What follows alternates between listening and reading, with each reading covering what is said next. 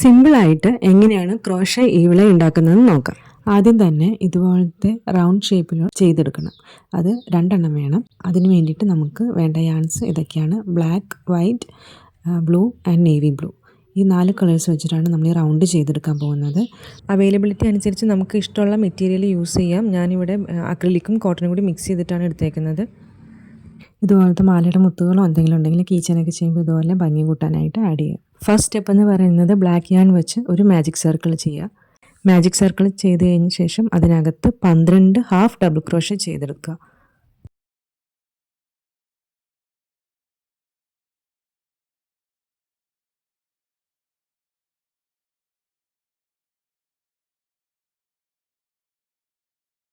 ഇതുപോലെ 12 half double crochet ഇട്ടതിന് ശേഷം നമ്മൾ മാജിക് സർക്കിൾ ഇട്ടപ്പോൾ ഒരു യാൺ അവിടെ ഉണ്ടായില്ലേ, ഫസ്റ്റ് യാൺ, അതിൽ പിടിച്ച് വലിച്ച് ടൈറ്റ് ചെയ്ത് കൊടുക്കുക. സെൻറ്ററിലുള്ള ഗ്യാപ്പ് ഫില്ലാവണ വരെ വലിച്ച് ടൈറ്റ് ചെയ്യുക. യാൺ പൊട്ടിപ്പോകാണ്ട് ശ്രദ്ധിക്കണേ. പിന്നെ സ്ലിപ്പ് സ്റ്റിച്ച് ഇട്ട് നമുക്ക് ഈ സർക്കിൾ കംപ്ലീറ്റ് ചെയ്യാവുന്നതാണ്. ഫസ്റ്റ് ലെയർ കഴിഞ്ഞു. ഇനി നമുക്ക് നെക്സ്റ്റ് ലെയർ സ്റ്റാർട്ട് ചെയ്യാനായിട്ട് ബ്ലാക്ക് യാൺ കട്ട് ചെയ്ത് മാറ്റുക. ഇനി ബ്ലൂ കളർ യാൺ ഇതിലേക്ക് അറ്റാച്ച് ചെയ്ത് കൊടുക്കുക.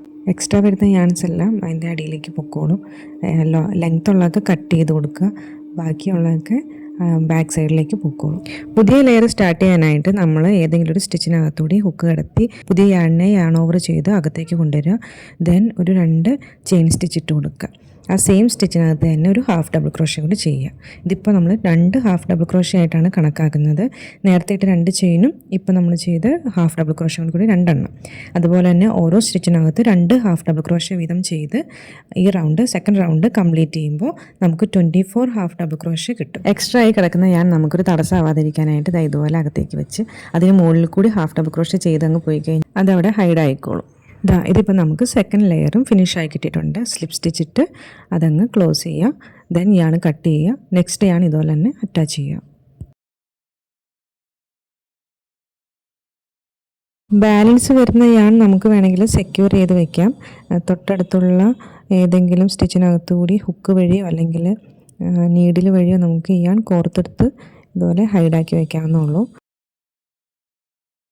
ഇനി നമുക്ക് നെക്സ്റ്റ് ലെയർ സ്റ്റാർട്ട് ചെയ്യാനായിട്ട് വൈറ്റ് കളർ യാൺ അറ്റാച്ച് ചെയ്ത് കൊടുക്കാം. അറ്റാച്ച് ചെയ്ത് കൊടുത്തതിന് ശേഷം ഒരു ഹാഫ് ഡബിൾ ക്രോഷേ വെച്ച് ഓരോ സ്റ്റിച്ചിനകത്തുകൂടിയും ചെയ്ത് കഴിഞ്ഞിട്ടുണ്ടെങ്കിൽ തേർഡ് ലെയർ കംപ്ലീറ്റ് ചെയ്യാം. ഒരു ഹാഫ് ഡബിൾ ക്രോഷേ ഓരോ സ്റ്റിച്ചിനകത്തും ചെയ്ത് കഴിഞ്ഞാൽ തേർഡ് ലെയർ കംപ്ലീറ്റ് ചെയ്യാം.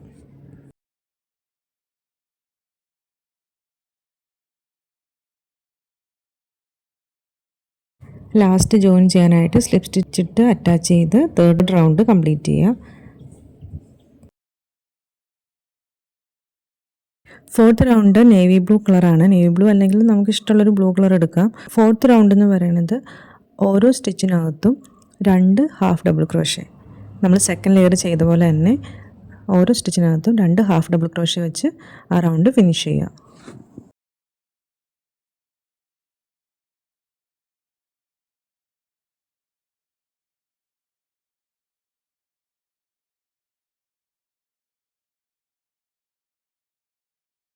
സ്ലിപ്പ് സ്റ്റിച്ച് വെച്ച് അറ്റാച്ച് ചെയ്ത് ഫോർത്ത് റൗണ്ട് ഫിനിഷ് ചെയ്തിട്ടുണ്ട്. ഇനി നമുക്ക് ഒരു റൗണ്ട് കൂടി ചെയ്യണം.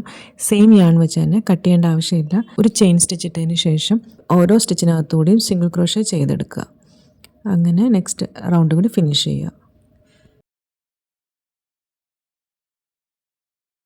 അങ്ങനെ ഈ റൗണ്ടും കഴിഞ്ഞു. ഇനി നമുക്കത് യാൺ കട്ട് ചെയ്ത് മാറ്റാം.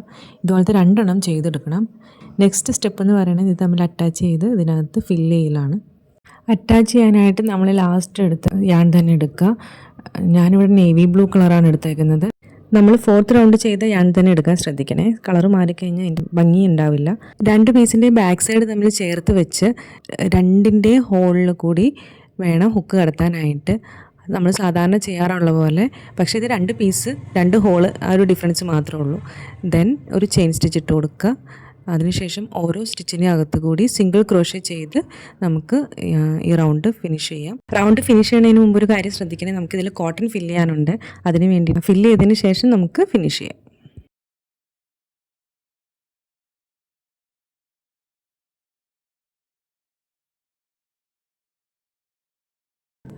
ഇത് കണ്ടോ, ഇത്രയും ഗ്യാപ്പ് ഇട്ടതിന് ശേഷം എന്തെങ്കിലും കോട്ടൺ എടുത്ത് അതിനകത്ത് ഫില്ല് ചെയ്യുക.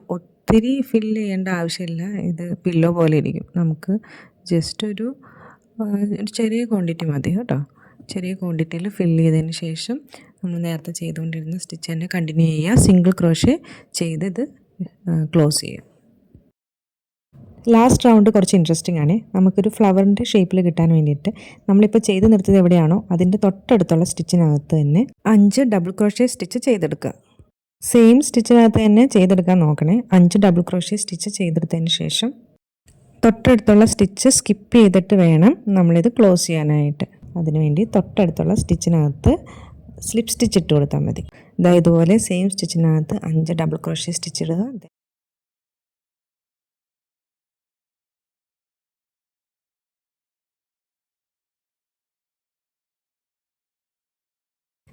നെക്സ്റ്റ് സ്റ്റിച്ച് സ്കിപ്പ് ചെയ്തിട്ട് വേണം സ്ലിപ്പ് സ്റ്റിച്ച് ഇട്ട് കൊടുക്കാനായിട്ട്. സ്ലിപ്പ് സ്റ്റിച്ച് ഇട്ട് കഴിയുമ്പോൾ അതൊരു കേർവ് ഫോം ചെയ്യും അവിടെ. ഇതുപോലെ ഈ റൗണ്ട് ഫുള്ള് ഈ ഒരു പാറ്റേൺ ഫോളോ ചെയ്തെടുക്കുക. റൗണ്ട് ഫിനിഷ് ചെയ്യുമ്പോൾ നമുക്ക് ഇതുപോലെ കിട്ടും. അതിനുശേഷം കണ്ടിന്യൂ ചെയ്യുക. ഒരു 30 to 35 ചെയിൻ സ്റ്റിച്ചസ് ഇട്ട് കൊടുക്കുക. ദെൻ അത് ജോയിൻ ചെയ്തിട്ടാണ് നമ്മളിത് ഹാങ് ചെയ്യാനുള്ള സംഭവം ചെയ്തെടുക്കുന്നത്. ഇത് അറ്റാച്ച് ചെയ്യാനായിട്ട് സ്ലിപ്പ് സ്റ്റിച്ച് തന്നെയാണ് യൂസ് ചെയ്യുന്നത്. ഞാൻ കാണിച്ചു തരാം എങ്ങനെയാണെന്ന്.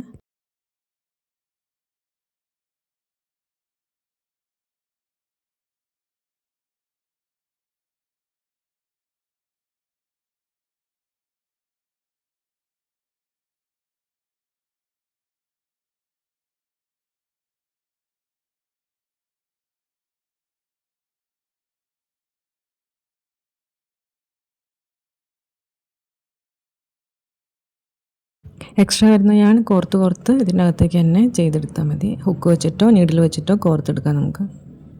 ഇനി ഇതുപോലത്തെ ടസൽസ് എങ്ങനെയാണ് ചെയ്തെടുക്കണമെന്ന് നോക്കാം. സിമ്പിളാണ്. ഞാനെടുത്ത് ഇതുപോലെ കയ്യിൽ ചുറ്റി കൊടുക്കുക. കയ്യിലോ വേറെ ഇതിലോ ചുറ്റി എടുത്തിട്ട് ഇതുപോലെ ഒരു 10-20 ഞാനൊരു 30 ടൈംസ് എന്തോ ചുറ്റിയിട്ടുണ്ട്. അതിനുശേഷം പുറത്തേക്ക് എടുത്ത് സെയിം യാൺ തന്നെ ചെറിയൊരു പീസ് എടുത്ത് അതിനകത്തുകൂടി ഇട്ട് കെട്ടിക്കൊടുക്കുക. ടൈറ്റായിട്ട് കെട്ടിക്കൊടുക്കുക.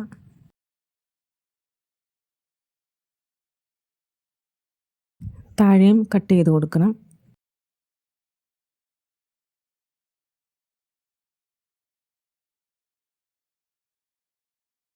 നമ്മൾ ആദ്യം ടൈറ്റ് ചെയ്ത് കെട്ടാൻ യൂസ് ചെയ്തൊരു യാണില്ലേ, അതിൻ്റെ ഒരു സൈഡ് വെച്ച് ഇതുപോലെ വട്ടത്തിൽ കെട്ടി ടൈറ്റായി കൊടുക്കുക. മറ്റൊരു സൈഡ് ലീവ് ചെയ്ത് കൊടുക്കുക. നമുക്ക് നമ്മൾ ചെയ്ത് വെച്ച വർക്കിന് വേണ്ടി അറ്റാച്ച് ചെയ്യാനായിട്ട് ആവശ്യം വരും.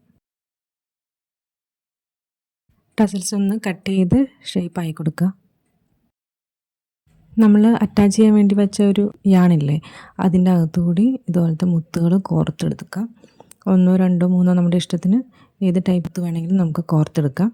കോർത്തെടുത്തതിന് ശേഷമാണ് നമ്മൾ അതിലേക്ക് അറ്റാച്ച് ചെയ്യാൻ പോകുന്നത്. ഇനി ഇത് രണ്ടും ജോയിൻ ചെയ്യാനായിട്ട് നമ്മൾ ഒരു ഹാങ് ചെയ്യാനുള്ള സാധനം ഉണ്ടാക്കിയില്ലേ, ചെയിൻ സ്റ്റിച്ച് വെച്ച്, അതിന് ലെവൽ കറക്റ്റാക്കിയിട്ട് താഴത്തായിട്ട് വേണം മാർക്ക് ചെയ്യാൻ. അവിടെ ഒരു സ്റ്റിച്ചിനകത്ത് കൂടി യാൺ ഓവർ ചെയ്ത് ടസൽസ് ജോയിൻ ചെയ്ത് കൊടുക്കുക. അവിടെ തന്നെ ഒരു കെട്ടിട്ട് കൊടുക്കുക. അവിടെ തന്നെ കെട്ടിയതിന് ശേഷം ബാക്കി വരുന്ന യാൺ നമുക്ക് കട്ട് ചെയ്യാതെ ഹുക്ക് വെച്ചോ നീഡിൽ വെച്ചോ അതിനകത്തോടെ കോർത്തെടുത്ത് അകത്തേക്ക് ആക്കി വെച്ചാൽ മതി. അത് ഹൈഡായിക്കോളും. ക്രോഷേ ഈവിളായി ഹാങ്ങിങ്സ് റെഡി ആയിട്ടുണ്ട്. നിങ്ങളും ചെയ്ത് നോക്കുക. എന്തെങ്കിലും ഡൗട്ട് ഉണ്ടെങ്കിൽ കമൻറ്റ് ചെയ്ത് ചോദിച്ചാൽ മതി. ഇതുപോലത്തെ സിമ്പിളായിട്ടുള്ള ക്രോഷേ ഐറ്റംസ് ഒക്കെ ആയിട്ട് ഞാൻ വരുന്നതായിരിക്കും. എൻ്റെ ചാനൽ സബ്സ്ക്രൈബ് ചെയ്യാൻ മറക്കരുത്. Thanks for watching.